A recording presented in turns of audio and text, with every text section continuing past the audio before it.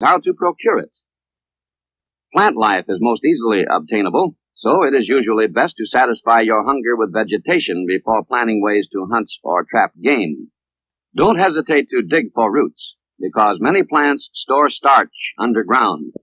Always select young, tender leaves in preference to old ones. Cut away the outer bark of trees to get at the white inner bark. Be careful of thorns, needles, and plants that are poisonous to the touch.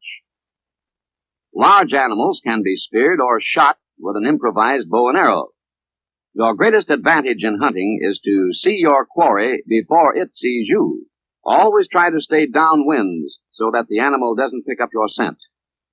In the woods, move slowly, stop, and remain completely motionless often. Look for tracks and fresh droppings. If they lead you to a watering hole or feeding ground, take cover and wait for game to come to you. Keep the sun behind you, but never silhouette yourself on a skyline. Aim for the head, the neck, or just back of the animal's shoulder, because these are the most vulnerable spots. Tiny, slow animals like mice, or voles,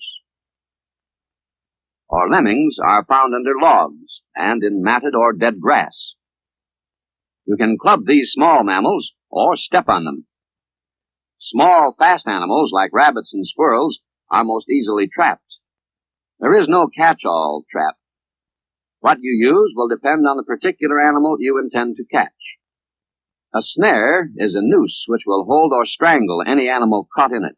It may be hanging or fixed to a stationary object and fastened where the animal will get caught and strangled while struggling.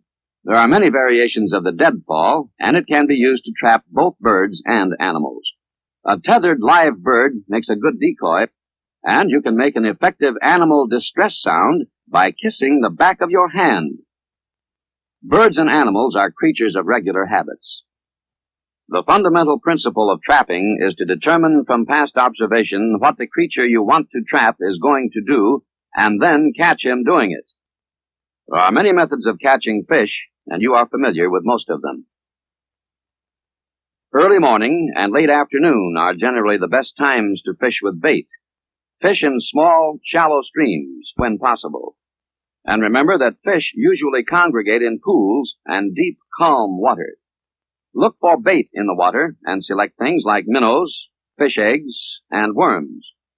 Hooks can be improvised from any piece of metal, shell, or wood. You can make lines by twisting plant fiber or bark. If you have extra hooks and lines, you can attach them to low-hanging branches and leave them in the water overnight. You can reach under rocks or undercut banks and catch fish with your hands, or improvise a scoop net from your clothing or any other material. Where fish are large and numerous, spearing works well. Use any straight sapling with a hard core and harden the point by lightly charring it in the fire.